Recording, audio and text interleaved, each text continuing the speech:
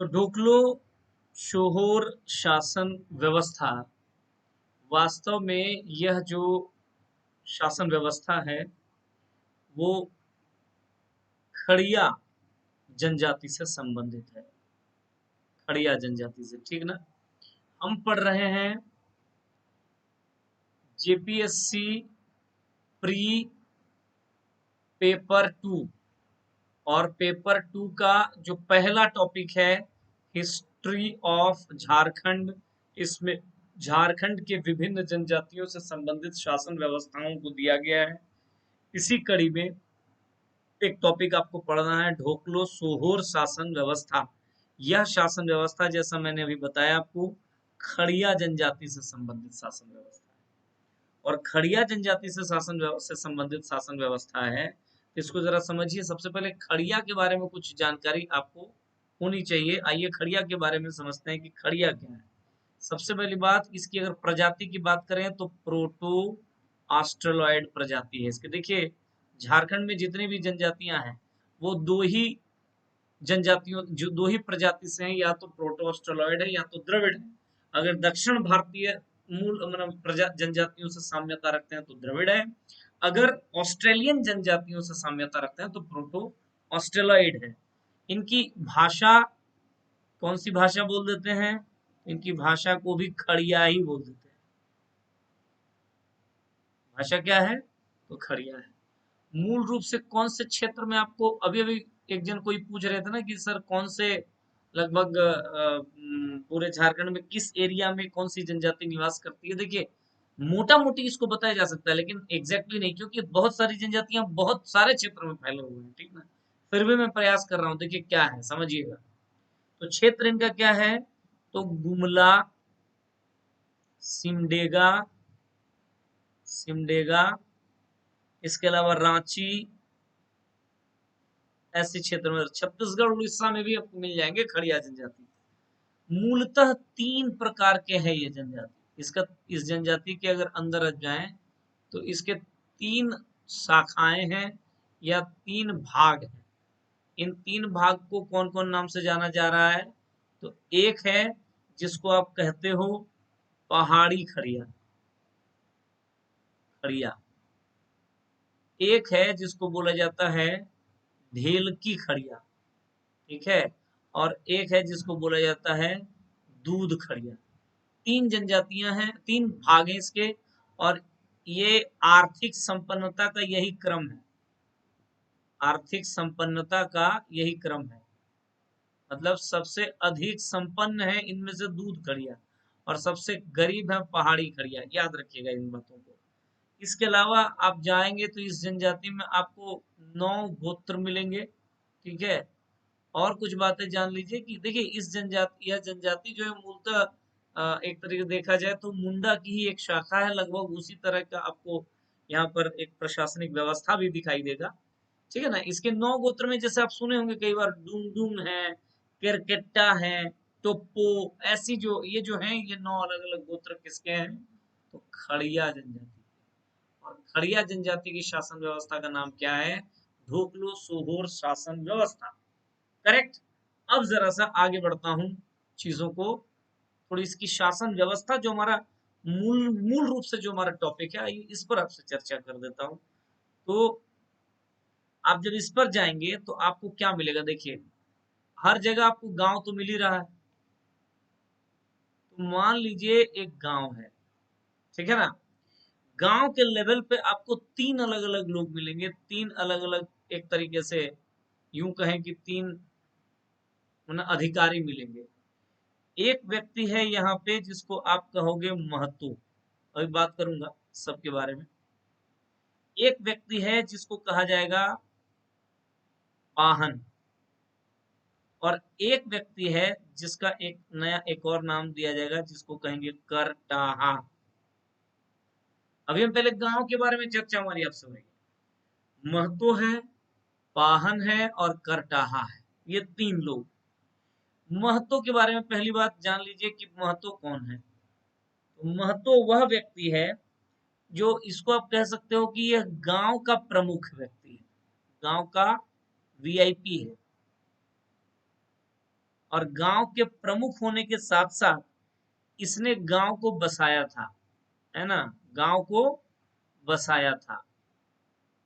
आपको याद होगा हमने आपको बताया था कि मुंडाओं में जिसने गांव को बसाया, मुंडा में, उस व्यक्ति को खूंट कट्टीदार कहा गया।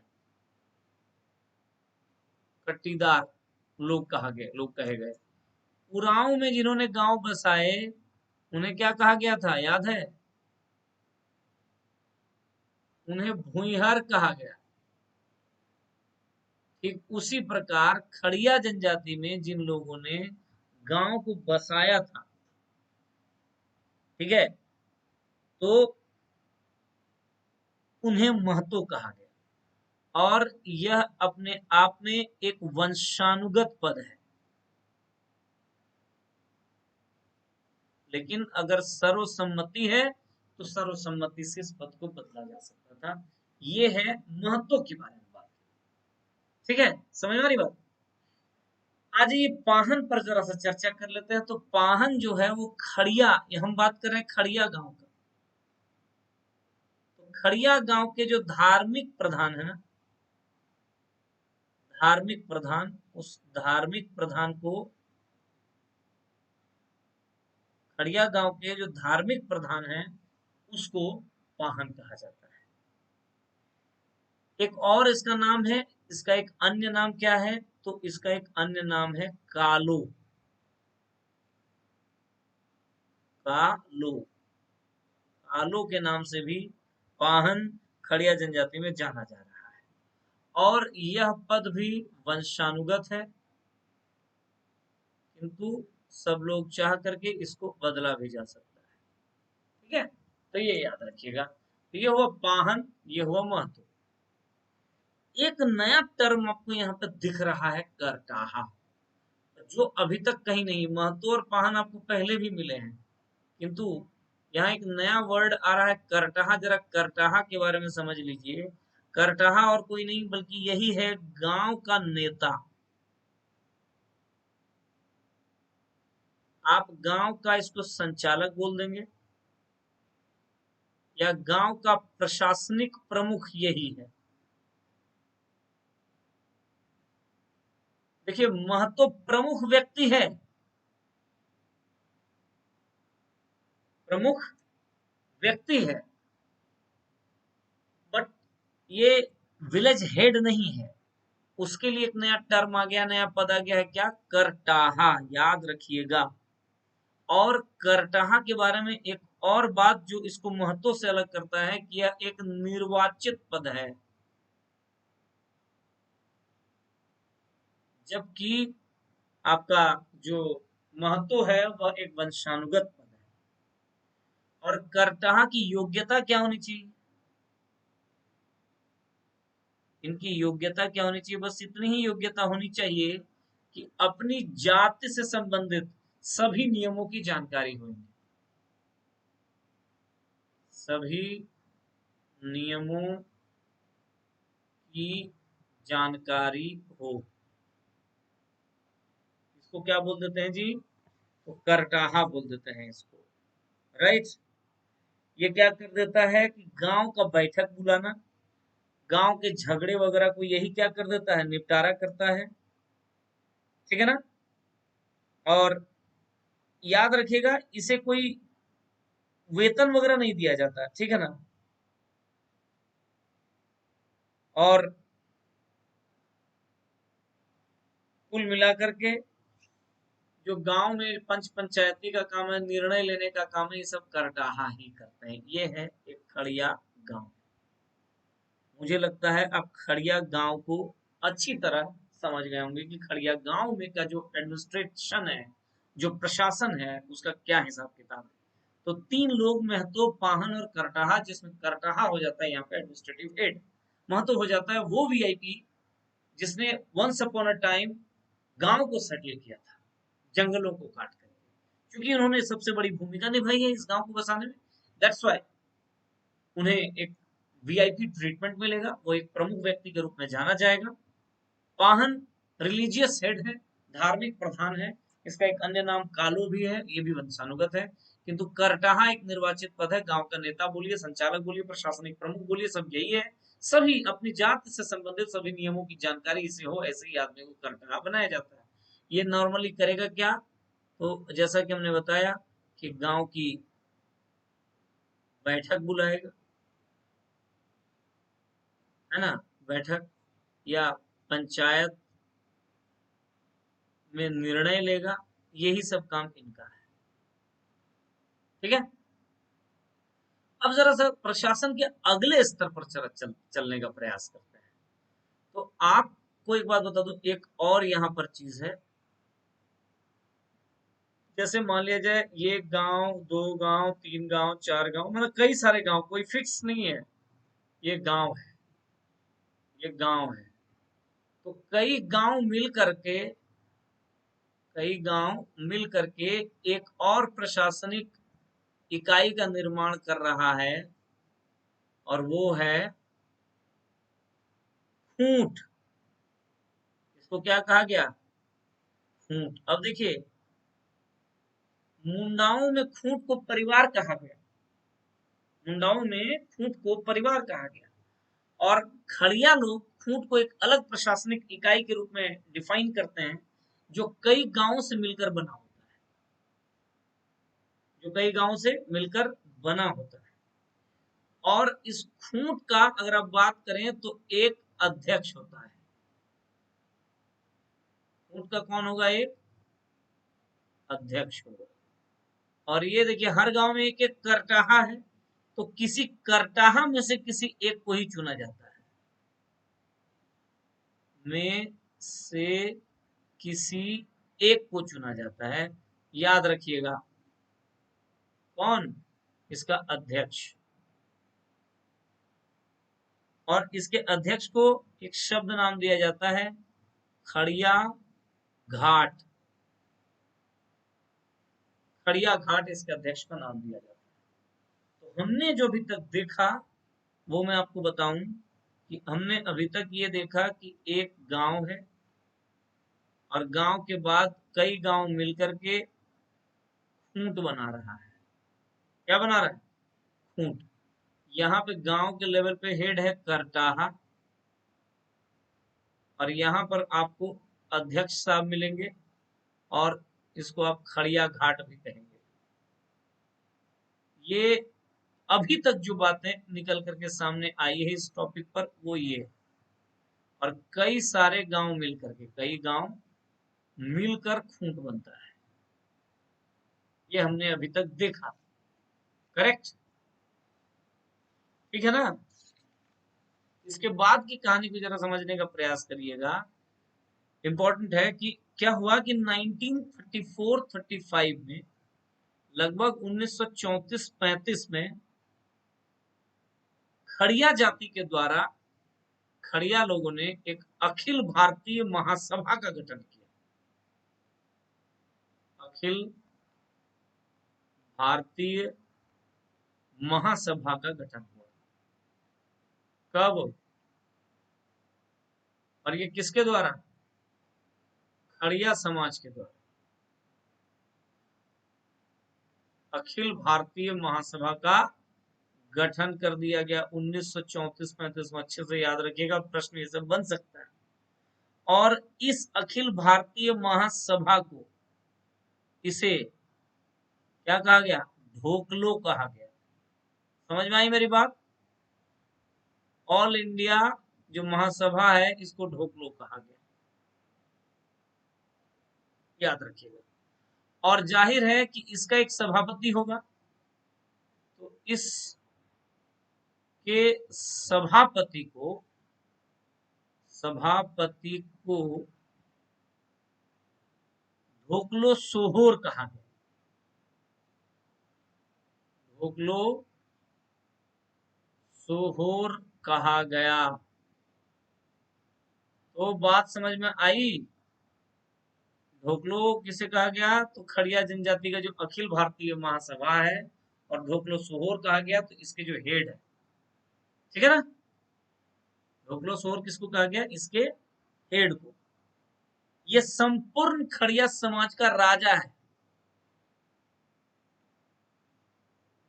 खड़िया समाज का राजा है।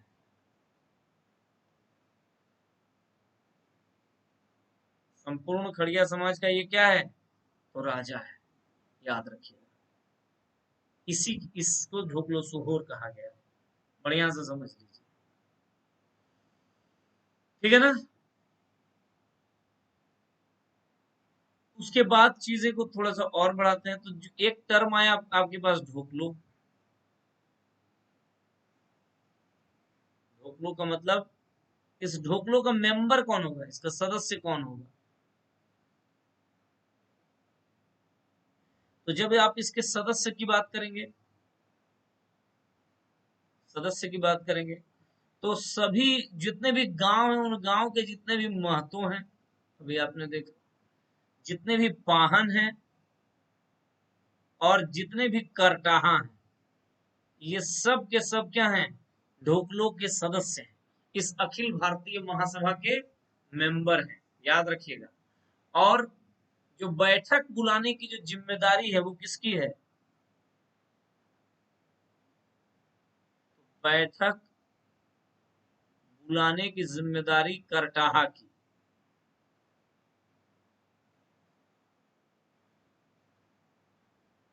किसकी है? तो करटाहा की। और याद रखिएगा, एक वर्ष में एक बार इसकी बैठक बुलाई जाएगी।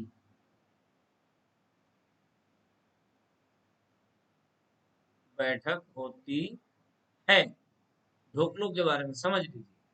सदस्य महतो पाहन करटाहा, बैठक बुलाने की जिम्मेदारी करटाहा की, एक वर्ष में एक बार इसका बैठक होना है, ठीक है। इसके मुखिया कौन हो गए जी? इसके प्रमुख को ही क्या कहा गया? तो ढोकलो सोहोर, ये हो गए इसके प्रमुख। और ढोकलो सोहोर का इसका एक सहायक है, इसका सहायक है, इसका एक हेल्पर है, इसका एक सबॉर्डिनेट है। एक नहीं, कई सारे सहायक हैं। कौन कौन है वो जरा देख लीजिए, यहाँ से क्वेश्चन बन सकता है। तो इसके सहायक में से कौन कौन है देखिए। एक को कहा जाता है लिखाकड़, और एक को कहा जाता है तिंजौकड़, ये क्वेश्चन रहा है तिंजौकड़।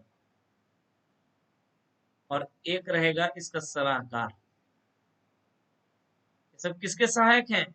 ढोकलो सोहोर के। लिखाकड़ जिस शब्द का नाम है, वो वास्तव में ढोकलो सोहोर जो है इसका सेक्रेटरी है, सचिव है।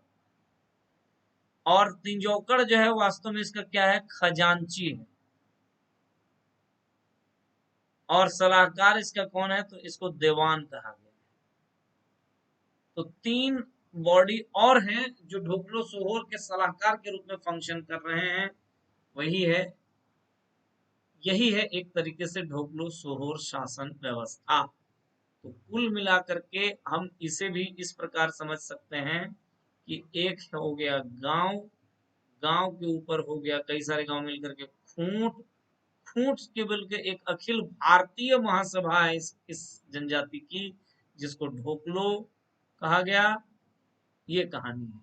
फिर हमने ये देखा कि जो गांव का जो हेड है, गांव का जो प्रमुख है, वो हो गया करटाहा, और ये प्रमुख हो गया। और इसके अलावा दो और पद आपको मिल रहे हैं, महतो और पाहन, ठीक है। इसके बाद खूंट है, खूंट लेवल पे हेड कौन हो गया? क्या बताया अभी हमने आपको? खड़िया। क्या बताया देखिए, खड़िया घाट, एक शब्द का जिक्र किया गया। या यहाँ पे आप यूं कह सकते हैं कि इसके अध्यक्ष, खूंट अध्यक्ष। और ढोकलो का मतलब है कि इस जनजाति के द्वारा एक अखिल भारतीय महासभा बनाया गया। कब? मैंने जैसा बताया अभी आपको, कब बनाया? 1934-35, 1934-35 के अराउंड में, है ना, इस आसपास में। और इसका जो हेड है, उस हेड का नाम क्या है? तो ढोकलो सोहोर, है ना, ढोकलो सोहोर, ये 3 लेवल की चीजें आपने अभी तक देखा। ढोकलो सोहोर के बारे में और एक बात वही बताया गया कि इसके 3 सहायक, लिखाकड़, तीन और सलाहकार। मैं ये मान के चलता हूं कि ढोकलो सोहोर शासन व्यवस्था से बहुत बड़ा नहीं है, ठीक है ना, लेकिन किसी भी प्रकार के अगर प्रश्न पूछ दिए जाए तो आप बहुत आसानी से आराम से इसके प्रश्न को बना लेंगे। इस पर पिछले वर्षों में कौन से प्रश्न पूछे गए, 2016 और 2021 में कौन सा प्रश्न पूछा गया, वो और इसके अलावा जो इसके कुछ संभावित प्रश्न हो सकते हैं वो लेकर के मैं अगले क्लास में आपसे मिलूंगा।